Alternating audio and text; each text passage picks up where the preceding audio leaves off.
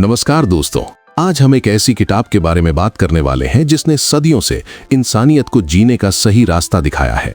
सोचिए, एक विशाल युद्ध का मैदान है, चारों तरफ हथियारों की गूंज है और दुनिया का सबसे महान धनुर्धर अर्जुन अचानक घुटनों पर बैठ जाता है। उसके हाथ कांप रहे हैं और गांडीव धनुष छूट रहा है।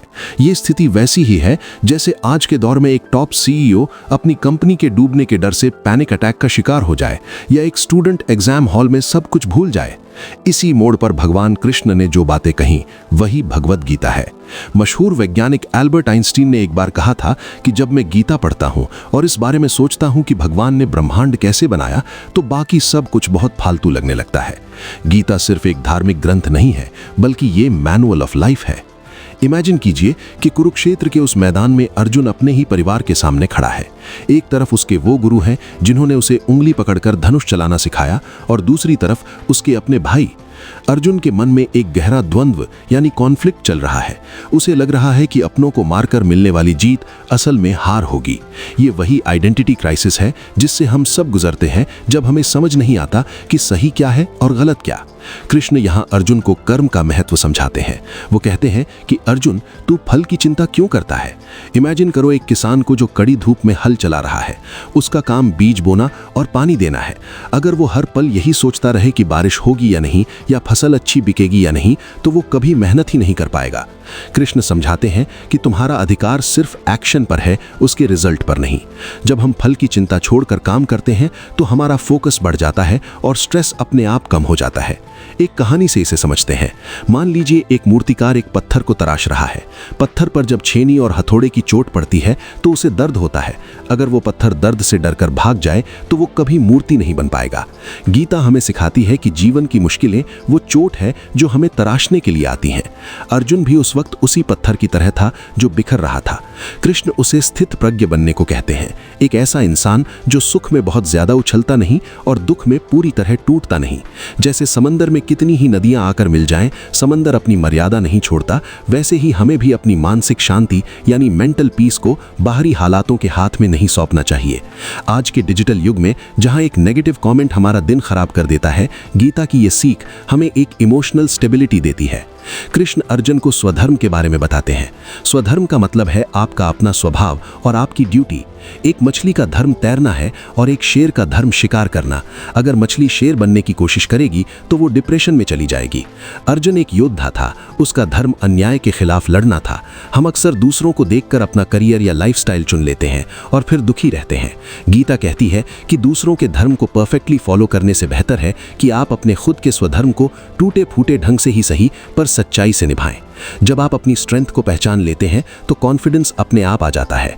अर्जुन को जब अपनी असलियत याद आई तब उसका डर खत्म हुआ। यहाँ एक और गहरा कॉन्सेप्ट आता है, अनासक्ति यानी डिटैचमेंट। इसका मतलब ये नहीं कि आप सब छोड़कर हिमालय चले जाएं।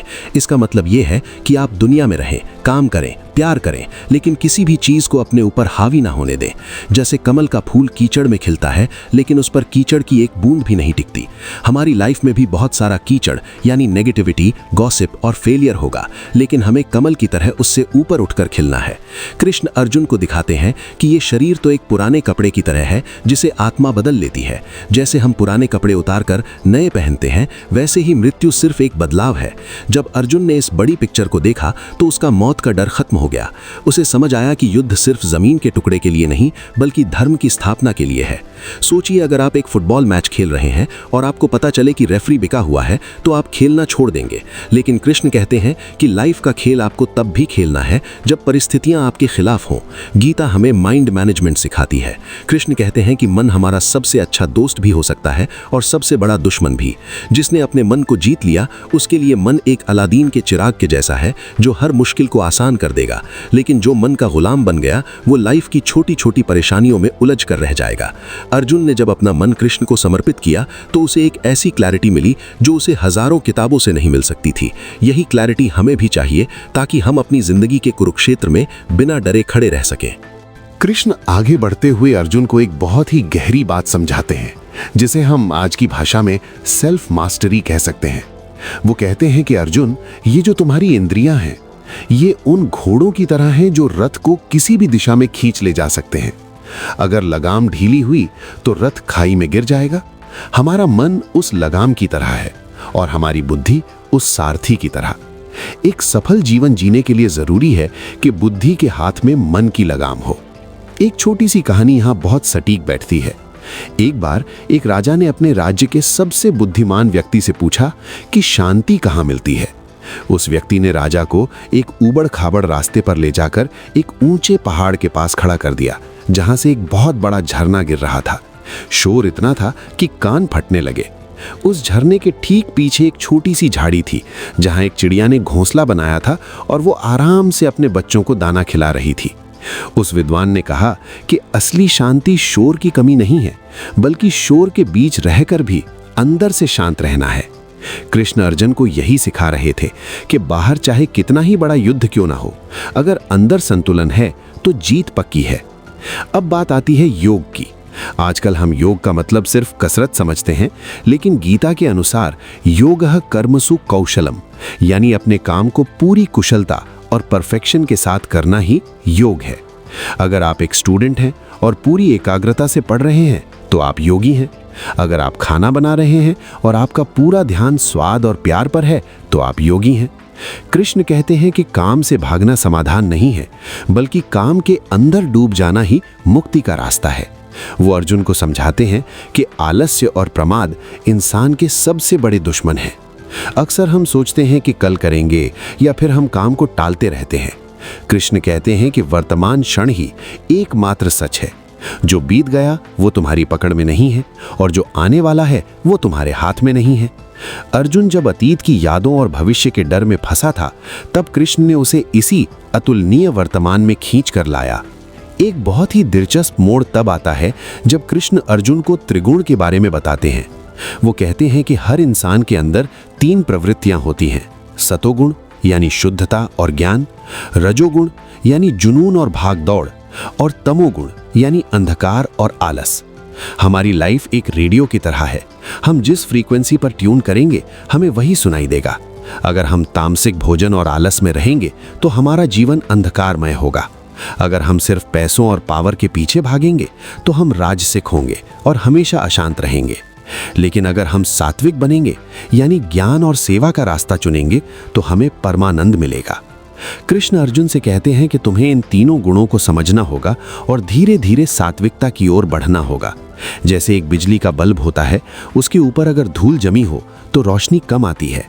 तमोगुण और रजोगुण उस धूल की तरह है और ज्ञान उस कपड़ी की तरह जो उस धूल को साफ कर देता है ताकि आपकी अंदरूनी रोशनी बाहर आ सके। कृष्ण यहाँ एक और बड़ा रहस्य खोलते हैं जिसे यज्ञ कहा गया है। पुराने जमाने में यज्ञ का मतलब सिर्फ आहुति देना होता था, लेकिन गीता में इसका मतलब है sacrifice for greater good. Krishna समझाते हैं कि ये पूरी सृष्टि एक दूसरे पर निर्भर है। सूर्य हमें रोशनी देता है, पेड़ हमें फल देते हैं, नदियां हमें पानी देती हैं और ये सब बदले में कुछ नहीं मांगते।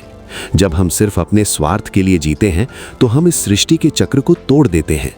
लेकिन जब हम अपने काम को समाज की भलाई के लिए एक आहुति की तरह समर्पित करते हैं तो हमारा काम ही पूजा बन जाता है। इसे एक मॉडर्न एग्जाम्पल से देखें। जैसे एक डॉक्टर जो सिर्फ पैसा कमाने के लिए नहीं बल्कि मरीज को ठीक करने के जुनून के साथ सर्जरी करता है, उस वक्त उसकी वो मेहनत एक यज्ञ बन जाती है। अर्जुन को भी यही समझ आया कि युद्ध लड़ना उसकी व्यक्तिगत इच्छा नहीं बल्कि समाज की रक्षा के लिए उसकी आहुति है। कृष्ण अर्जुन को बताते हैं कि श्रद्धा ही सब कुछ है। यो यत् श्रद्धस स एव सः। जैसा आपका विश्वास होगा वैसे ही आप बन जाओगे। अगर आप मानते हैं कि आप हार जाएंगे तो दुनिया की कोई ताकत आपको जिता नहीं सकती। लेकिन अगर आपको खुद पर और उस परम शक्ति पर अटूट विश्वास है तो आप पहाड़ भी हिला सकते हैं। ये विश्वास अंधविश्वास नहीं है बल्कि एक गहरी समझ है कि आपके पीछे कोई है जो इस पूरी कायनात को चला रहा है। अर्जुन का रथ कृष्ण चला रहे थे और यही सबसे बड़ा मैसेज है। जब आप अपनी लाइफ की लगाम उस परम चेतना को सौंप देते हैं तो आपको रास्ते की फिक्र करने की जरूरत नहीं रहती। कृष्ण ने अर्जुन को अपना विश्व रूप दिखाया, जिससे अर्जुन को समझ आया कि जिसे वो अंत समझ रहा है वो तो सिर्फ एक छोटी सी शुरुआत है। इस विशाल ब्रह्मांड में हम बहुत छोटे हैं, लेकिन हमारे कर्मों का प्रभाव बहुत बड़ा हो सकता है। अर्जुन को जब कृष्ण के विराट रूप के दर्शन हुए तो उसकी आंखों के सामने से भ्रम का वो पर्दा पूरी तरह हट गया जो उसे कमजोर बना रहा था। कृष्ण ने उसे समझाया कि जिसे तुम मैं और मेरा कह रहे हो वो सिर्फ एक भ्रम है। हम अक्सर अपनी उपलब्धियों को अपना अहंकार बना लेते हैं और अपनी नाकामियों को अपनी पहचान। लेकिन कृष्ण कहते हैं कि तुम सिर्फ एक निमित्त हो। जैसे एक पेन खुद नहीं लिखता, उसे चलाने वाला कोई और होता है, वैसे ही हम इस कुदरत के हाथ में एक जरिया है। जब हम इस कर्तृत्व भाव को छोड़ देते हैं कि सब मैंने किया है, तब हमारे कंधे से एक बहुत बड़ा बोझ उतर जाता है। एक मशहूर पेंटर की कहानी है। जब उससे पूछा गया कि आपकी पेंटिंग्स इतनी लाजवाब कैसे होती हैं, तो उसने कहा कि मैं बस ब्रश पकड़ता हूँ, उंगलियां तो कोई और ही चलाता है। यही समर्पण अर्जुन को सीखना था और यही हमें भी सीखना है कि हम अपना बेस्ट दें और परिणाम को उस ईश्वर या यूनिवर्स पर छोड़ दें। इसके बाद कृष्ण भक्ति के सबसे सरल और सुंदर स्वरूप को समझाते हैं। वो कहते हैं कि मुझे पाने के लिए तुम्हें बहुत बड़ा पंडित होने की या जंगलों में जाकर तपस्या करने की जरूरत नहीं है। पत्रम पुष्पम फलम तोयम। अगर तुम मुझे प्रेम से एक पत्ता, एक फूल, एक फल या सिर्फ थोड़ा सा पानी भी चढ़ाओगे तो मैं उसे स्वीकार करूंगा। यहाँ कृष्ण इंटेंट की बात कर रहे हैं। आप क्या कर रहे हैं उससे ज्यादा जरूरी ये है कि आप किस भाव से कर रहे हैं। अगर एक इंसान करोड़ों रुपए दान करता है सिर्फ अपनी वाहवाही के लिए, तो उसका कोई मोल नहीं। लेकिन अगर एक गरीब इंसान अपनी आधी रोटी किसी भूखे को खिला देता है, तो वो कृष्ण के सबसे करीब है। हमारी रोजमर्रा की जिंदगी में भी जब हम बिना किसी स्वार्थ के किसी की मदद करते हैं, तो वो असल में ईश्वर की सेवा होती है। अर्जुन को समझ आया कि भक्ति का मतलब हाथ जोड़कर बैठना नहीं, बल्कि अपने कर्तव्य को प्रेम और सेवा के भाव से निभाना है। कृष्ण अर्जुन को ज्ञान की तलवार देते हुए कहते हैं कि संशय करने वाले इंसान के लिए ना ये लोक है ना परलोक। डाउट एक ऐसी दीमक है जो अंदर ही अंदर इंसान के आत्मविश्वास को चाट जाती है। अक्सर हम कोई बड़ा फैसला लेने से पहले डरते हैं कि कहीं हम गलत साबित ना हो जाएं। कृष्ण कहते हैं कि गलत फैसला लेना फैसला ना लेने से कहीं बेहतर है। अर्जुन का संशय उसे नपुंसकता की ओर ले जा रहा था, लेकिन कृष्ण के ज्ञान ने उसे स्पष्टता दी। ज्ञान का मतलब सिर्फ किताबें पढ़ना नहीं है, बल्कि ये जानना है कि अविनाशी क्या है और नाशवान क्या। ये शरीर, ये धन दौलत, ये रिश्ते सब बदलेंगे और खत्म होंगे, लेकिन जो तुम्हारे अंदर का सत्य है वो कभी नहीं मरता। जब इंसान इस सच को गहराई से महसूस कर लेता है, तो उसे किसी भी चीज का मोह या डर नहीं रहता। अंत में कृष्ण एक बहुत ही क्रांतिकारी बात कहते हैं, जिसे सर्वधर्मान परित्यज्य कहा जाता है। वो कहते हैं कि अर्जुन, सारे नियमों, सारी चिंताओं और सारे बंधनों को छोड़कर बस मेरी शरण में आ जाओ। इसका मतलब ये नहीं कि आप जिम्मेदारियां छोड़ दें, बल्कि इसका मतलब है टोटल सरेंडर। जैसे एक छोटा बच्चा अपनी माँ की गोद में निश्चिंत होकर सो जाता है क्योंकि उसे पता है कि माँ उसे गिरने नहीं देगी, वैसे ही जब हम अपनी जिंदगी की बागडोर उस परम शक्ति को सौंप देते हैं, तो हमारे अंदर का सारा तनाव गायब हो जाता है। कृष्ण अर्जुन से कहते हैं कि अब मैंने तुम्हें सब समझा दिया है, अब जैसा तुम चाहो वैसा करो, यथेच्छसि तथा करो। ये गीता की सबसे बड़ी खूबसूरती है। ईश्वर आपको फोर्स नहीं करते, वो आपको रास्ता दिखाते हैं और चुनाव करने की आजादी आपको देते हैं। अर्जुन अब पूरी तरह तैयार था।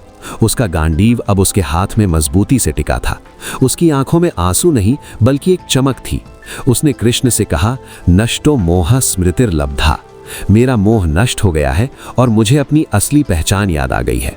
ये सिर्फ अर्जुन की कहानी नहीं है, ये हम सब की कहानी है। हम सब अपनी अपनी लाइफ के कुरुक्षेत्र में खड़े हैं। कभी रिश्तों को लेकर परेशान हैं, कभी करियर को लेकर, तो कभी अपनी ही इच्छाओं के जाल में फंसे हुए हैं। गीता हमें सिखाती है कि चाहे हालात कितने भी खराब क्यों ना हो, अगर हम अपने अंदर के कृष्ण यानी अपनी अंतरात्मा की आवाज को सुन ले, तो जीत हमारी ही होगी। युद्ध जीतना बाद की बात है, पहले खुद को जीतना जरूरी है। और जिस दिन हमने खुद पर फतेह पाली, उस दिन पूरी दुनिया हमारे कदमों में होगी। कृष्ण अर्जुन को समझाते हैं कि असली योद्धा वो नहीं है जो सिर्फ तलवार चलाना जानता है, बल्कि वो है जो अपने क्रोध और अपनी वासनाओं पर विजय पा लेता है। सोचिए, एक व्यक्ति जिसे बहुत जल्दी गुस्सा आता है, वो अपने ही गुस्से का गुलाम बन जाता है। कृष्ण कहते हैं कि काम, क्रोध और लोभ ये नरक के 3 द्वार हैं। ये हमारी बुद्धि को वैसे ही ढक देते हैं जैसे धुआं आग को ढक लेता है। एक बार की बात है, एक समुद्री जहाज के कैप्टन ने घने कोहरे में सामने से आती एक रोशनी देखी। उसने रेडियो पर मैसेज भेजा, अपना रास्ता 10 डिग्री उत्तर की ओर बदल लो।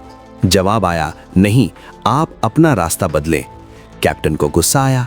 उसने कहा, मैं एक बड़ा ऑफिसर हूं, अपना रास्ता बदलो। जवाब फिर वही आया। आखिर में कैप्टन ने चिल्लाकर कहा, मैं एक जंगी जहाज हूं, रास्ता बदलो वरना टक्कर हो जाएगी। सामने से जवाब आया, महोदय मैं एक लाइट हाउस यानी लाइट टावर हूं। कैप्टन का सारा अहंकार एक पल में टूट गया। गीता हमें वही लाइट हाउस दिखाती है। जब हमें लगता है कि हम ही सब कुछ चला रहे हैं तो लाइफ हमें टकराकर सच का आईना दिखा देती है। कृष्ण अर्जुन को विनम्रता यानी ह्यूमिलिटी ही असली ताकत सिखाते हैं। अर्जुन के मन में एक सवाल आता है कि जो लोग इस रास्ते पर चलने की कोशिश तो करते हैं लेकिन बीच में ही हार मान लेते हैं या भटक जाते हैं, उनका क्या होता है। कृष्ण उसे दिलासा देते हुए कहते हैं कि अर्जुन न ही कल्याणकृत कश्चित दुर्गतिम तात गच्छति, यानी अच्छा काम करने वाले का कभी बुरा नहीं होता। अगर कोई इंसान इस जन्म में अपनी आध्यात्मिक यात्रा पूरी नहीं कर पाता तो उसकी मेहनत बेकार नहीं जाती। वो अगले जन्म में एक ऐसे परिवार में जन्म लेता है जहां उसे फिर से वही ज्ञान और माहौल मिले ताकि वो अपनी यात्रा वहीं से शुरू कर सके जहां उसने छोड़ी थी। ये बात हमें एक बहुत बड़ी राहत देती है कि हमारी कोई भी छोटी सी कोशिश, कोई भी छोटी सी प्रार्थना या नेक काम कभी जाया नहीं जाता। जैसे अगर आप जिम जाना शुरू करें और 2 महीने बाद छोड़ दें तो उन 2 महीनों में बनी हुई मसल्स एकदम से खत्म नहीं होती, वो बेस आपके पास रहता है। वैसे ही रूहानी तरक्की कभी मिटती नहीं है। कृष्ण अब जीवन के अनुशासन यानी डिसिप्लिन की बात करते हैं। वो कहते हैं कि योग न तो बहुत ज्यादा खाने वाले के लिए है और न ही बिल्कुल न खाने वाले के लिए। ये न तो बहुत ज्यादा सोने वाले के लिए है और न ही हमेशा जागने वाले के लिए। यानी अति हर चीज की बुरी है, मिडिल पाथ ही सबसे सही रास्ता है। आज की दुनिया में हम या तो काम में इतने डूब जाते हैं कि अपनी सेहत भूल जाते हैं, या फिर आलस में इतने डूब जाते हैं कि अपनी ग्रोथ भूल जाते हैं। कृष्ण हमें बैलेंस करना सिखाते हैं। एक वीणा के तार अगर बहुत ढीले होंगे तो संगीत नहीं निकलेगा, और अगर बहुत ज्यादा टाइट होंगे तो तार टूट जाएंगे। जीवन का संगीत भी तभी निकलता है जब बैलेंस हो। कृष्ण अर्जुन को समझाते हैं कि भक्ति और कर्म के साथ साथ अपनी सेहत और अपने लाइफस्टाइल का ध्यान रखना भी ईश्वर की ही एक तरह की पूजा है। युद्ध शुरू होने से ठीक पहले कृष्ण एक और राज की बात बताते हैं। वो कहते हैं कि जो इंसान सुख और दुख को एक समान समझता है वही अमृत का अधिकारी है। इमेजिन कीजिए एक क्रिकेटर को जो सेंचुरी मारने पर बहुत ज्यादा घमंडी नहीं होता और 0 पर आउट होने पर डिप्रेशन में नहीं जाता। वो जानता है कि ये सिर्फ एक गेम है। कृष्ण अर्जुन को यही लाइफ एज अ गेम का नजरिया देना चाहते हैं। वो कहते हैं कि तुम इस संसार के रंगमंच पर एक एक्टर हो, अपना रोल पूरी शिद्दत से निभाओ, लेकिन ये मत भूलना कि पर्दे के पीछे असलियत कुछ और है। जब आप इस डिटैच्ड नजरिए से दुनिया को देखते हैं तो आप छोटी छोटी बातों पर रोना बंद कर देते हैं। आपको समझ आता है कि फेलियर भी एक सीख है और सक्सेस भी एक इम्तिहान। कृष्ण की बातें सुनकर अर्जुन का मन अब शांत हो चुका था।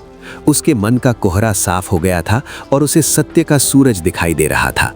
कृष्ण ने उसे याद दिलाया कि अर्जुन, तुम अकेले नहीं हो, इस पूरे ब्रह्मांड की शक्ति तुम्हारे साथ है, बशर्ते तुम धर्म के साथ खड़े हो। यतो धर्मस्ततो जयः, जहां धर्म है वहीं जीत है। धर्म का मतलब यहां मजहब नहीं बल्कि राइटियसनेस यानी सही का साथ देना है।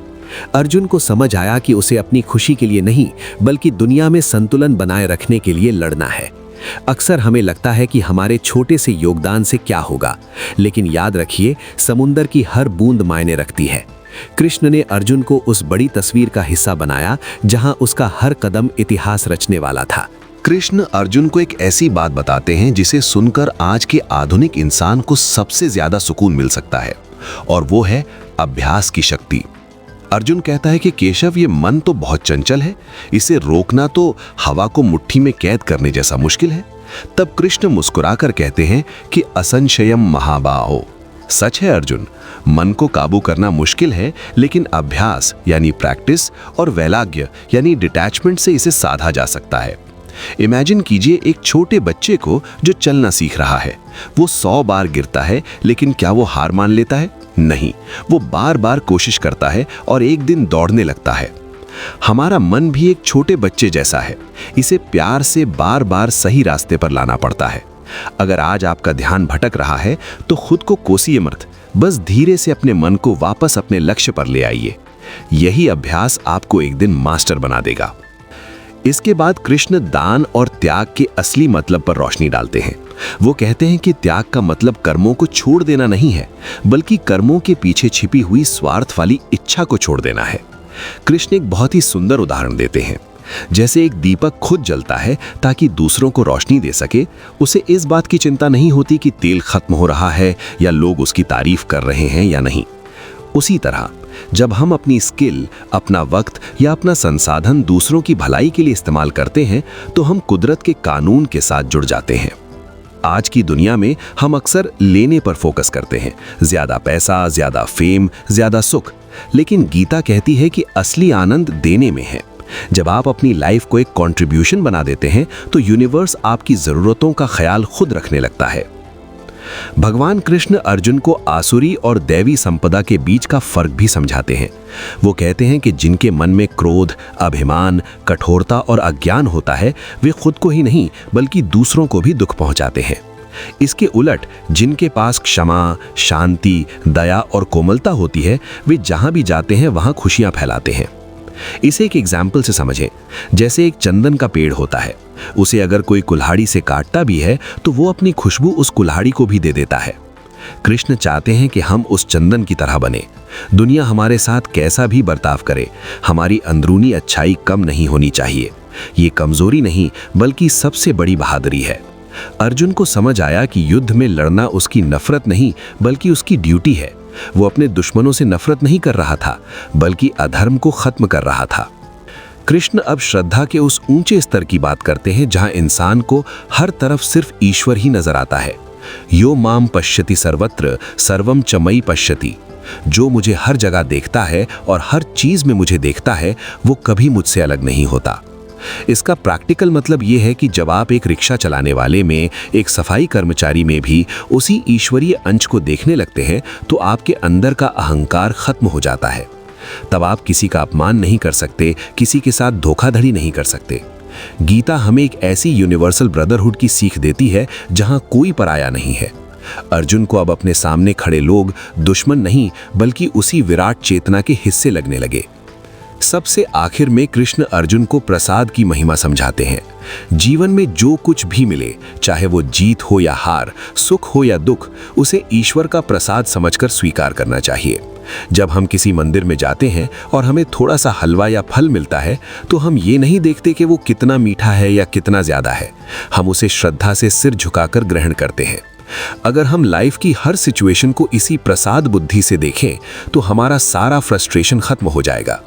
हम ये कहना छोड़ देंगे कि मेरे साथ ही ऐसा क्यों हुआ, और ये कहना शुरू कर देंगे कि इसमें जरूर मेरे लिए कोई सीख होगी। अर्जुन ने जब इस भाव को अपना लिया तो उसका सारा तनाव एक गहरे ठहराव में बदल गया। वो अब युद्ध के लिए तैयार था, लेकिन उसके मन में कोई हलचल नहीं थी, सिर्फ एक स्थिर संकल्प था। कृष्ण अर्जुन को क्षेत्र और क्षेत्रज्ञ के गहरे रहस्य के बारे में बताते हैं। वो कहते हैं कि ये शरीर एक खेत की तरह है और जो इसे जानता है वो क्षेत्रज्ञ है, यानी नोअर। जैसे एक किसान जानता है कि उसके खेत में क्या बोया गया है और उसे कब काटना है, वैसे ही हमें अपने शरीर और मन के विचारों का गवाह यानी विटनेस बनना चाहिए। अक्सर हम अपनी परेशानियों में इतने डूब जाते हैं कि हमें लगता है हम खुद ही वो परेशानी है। कृष्ण कहते हैं कि तुम वो दुख नहीं हो, तुम वो हो जो उस दुख को महसूस कर रहा है। इमेजिन कीजिए आप एक फिल्म देख रहे हैं, पर्दे पर आग लगती है, लड़ाई होती है, लेकिन सिनेमा हॉल का पर्दा कभी नहीं जलता, वो पर्दा अछूता रहता है। गीता हमें सिखाती है कि हम वो सफ़ेद पर्दा हैं और हमारी लाइफ की सिचुएशन सिर्फ उस पर चलने वाली फिल्में हैं। जब आप इस साक्षी भाव यानी विटनेस कॉन्शियसनेस में आ जाते हैं, तो दुनिया की बड़ी से बड़ी मुसीबत भी आपको विचलित नहीं कर पाती। यहाँ कृष्ण भोजन के मनोविज्ञान पर भी बात करते हैं। वो कहते हैं कि जैसा अन्न वैसा मन। जो खाना हम खाते हैं उसका असर सिर्फ हमारे शरीर पर नहीं बल्कि हमारी सोच पर भी पड़ता है। बासी, बहुत ज़्यादा तीखा या बेमन से बनाया गया खाना हमारे अंदर सुस्ती और चिड़चिड़ापन पैदा करता है। वहीं ताज़ा, शुद्ध और प्रेम से बनाया गया सात्विक भोजन हमें शांति और ऊर्जा देता है। आज की भागदौड़ भरी लाइफ में जब हम स्ट्रेस में कुछ भी खा लेते हैं तो हमारा मानसिक संतुलन बिगड़ जाता है। कृष्ण अर्जुन को समझा रहे हैं कि अगर तुम्हें बड़ा लक्ष्य हासिल करना है तो तुम्हें अपनी डाइट और अपनी आदतों को भी अनुशासित करना होगा। एक एथलीट की तरह जो अपनी बॉडी को मंदिर समझकर उसकी देखभाल करता है, हमें भी अपने शरीर का सम्मान करना चाहिए, क्योंकि यही वो रथ है जो हमें मंजिल तक पहुंचाएगा।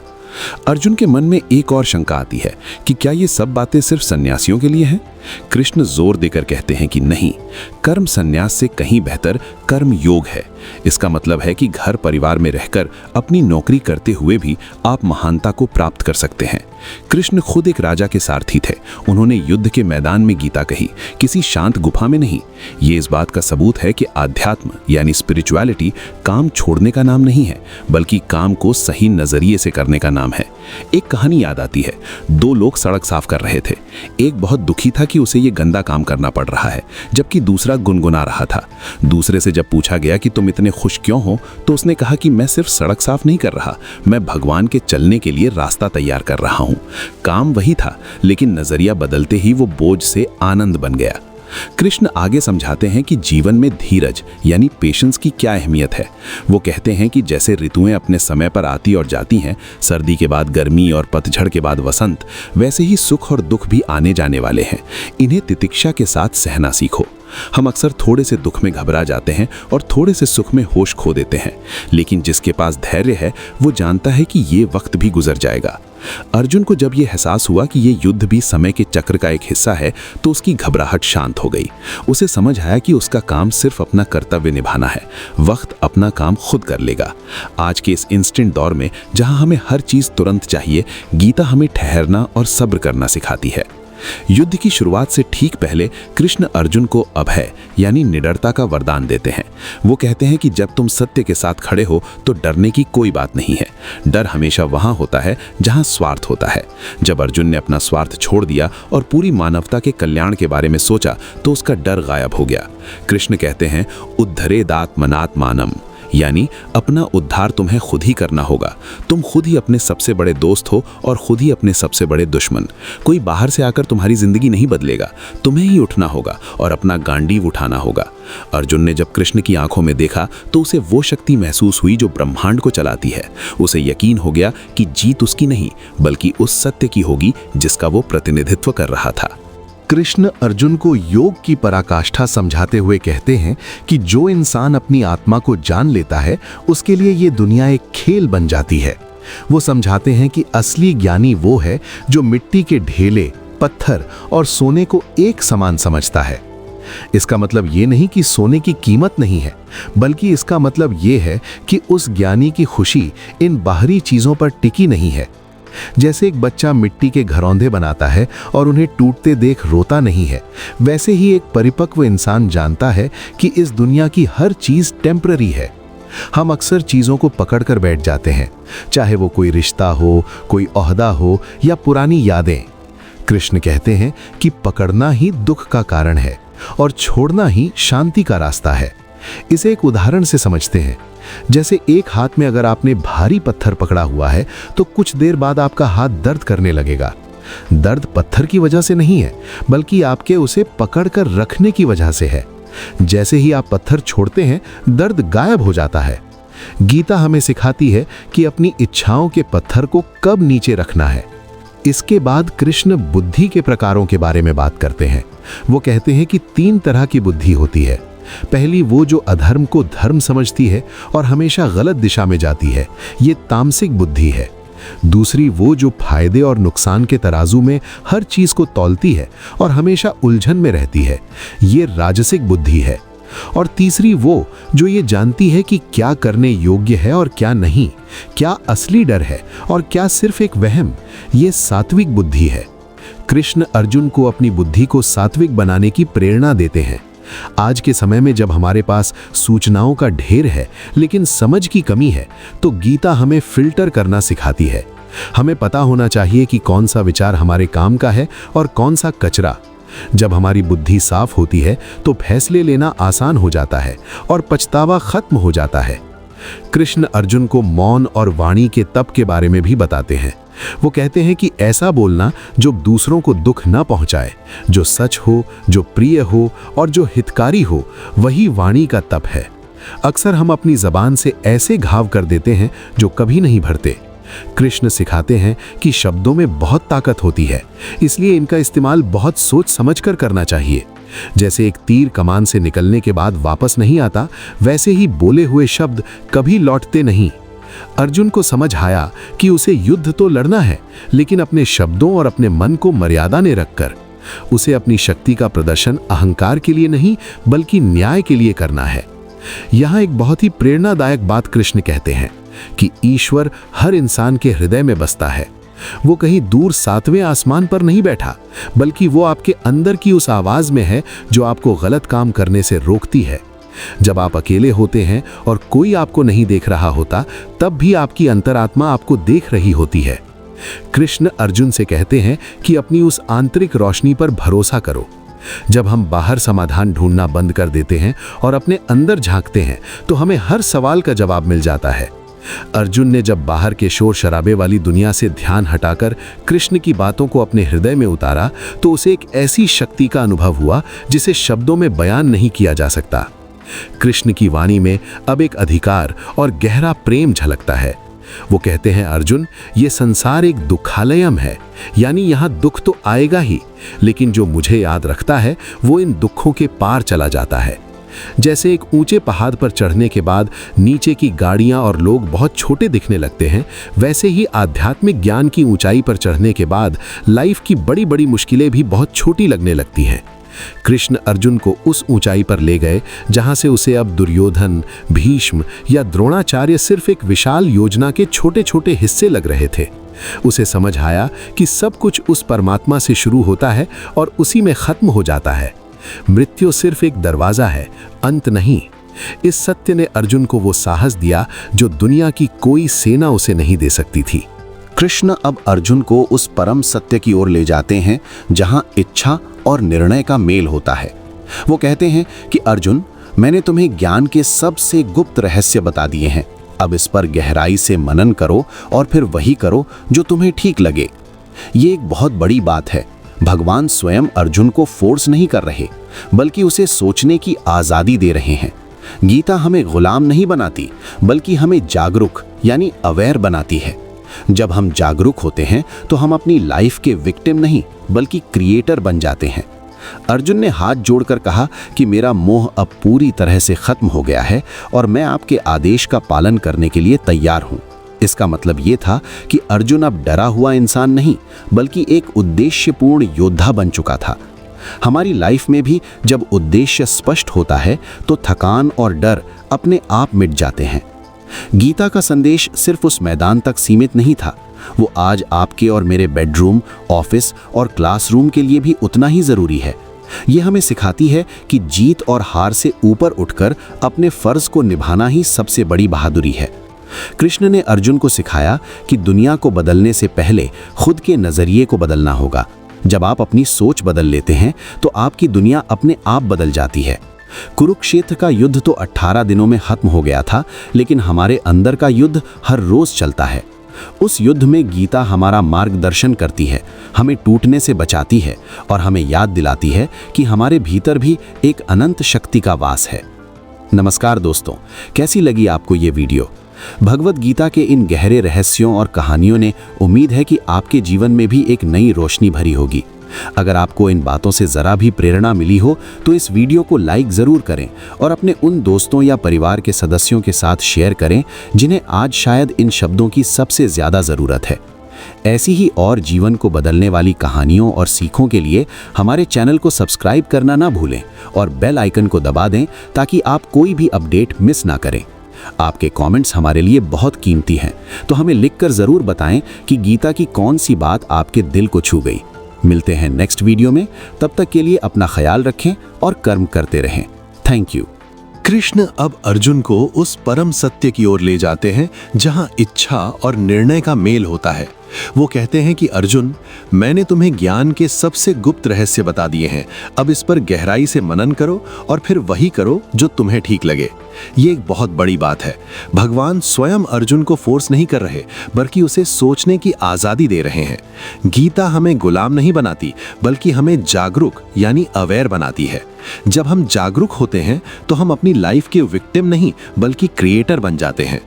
अर्जुन ने हाथ जोड़कर कहा कि मेरा मोह अब पूरी तरह से खत्म हो गया है और मैं आपके आदेश का पालन करने के लिए तैयार हूं। इसका मतलब ये था कि अर्जुन अब डरा हुआ इंसान नहीं बल्कि एक उद्देश्यपूर्ण योद्धा बन चुका था। हमारी लाइफ में भी जब उद्देश्य स्पष्ट होता है तो थकान और डर अपने आप मिट जाते हैं। गीता का संदेश सिर्फ उस मैदान तक सीमित नहीं था, वो आज आपके और मेरे बेडरूम, ऑफिस और क्लासरूम के लिए भी उतना ही जरूरी है। ये हमें सिखाती है कि जीत और हार से ऊपर उठकर अपने फर्ज को निभाना ही सबसे बड़ी बहादुरी है। कृष्ण ने अर्जुन को सिखाया कि दुनिया को बदलने से पहले खुद के नजरिए को बदलना होगा। जब आप अपनी सोच बदल लेते हैं तो आपकी दुनिया अपने आप बदल जाती है। कुरुक्षेत्र का युद्ध तो 18 दिनों में खत्म हो गया था, लेकिन हमारे अंदर का युद्ध हर रोज चलता है। उस युद्ध में गीता हमारा मार्गदर्शन करती है, हमें टूटने से बचाती है और हमें याद दिलाती है कि हमारे भीतर भी एक अनंत शक्ति का वास है। नमस्कार दोस्तों, कैसी लगी आपको ये वीडियो? भगवद गीता के इन गहरे रहस्यों और कहानियों ने उम्मीद है कि आपके जीवन में भी एक नई रोशनी भरी होगी। अगर आपको इन बातों से जरा भी प्रेरणा मिली हो तो इस वीडियो को लाइक जरूर करें और अपने उन दोस्तों या परिवार के सदस्यों के साथ शेयर करें जिन्हें आज शायद इन शब्दों की सबसे ज्यादा जरूरत है। ऐसी ही और जीवन को बदलने वाली कहानियों और सीखों के लिए हमारे चैनल को सब्सक्राइब करना ना भूलें और बेल आइकन को दबा दें ताकि आप कोई भी अपडेट मिस ना करें। आपके कमेंट्स हमारे लिए बहुत कीमती हैं, तो हमें लिखकर जरूर बताएं कि गीता की कौन सी बात आपके दिल को छू गई। मिलते हैं नेक्स्ट वीडियो में, तब तक के लिए अपना ख्याल रखें और कर्म करते रहें। Thank you.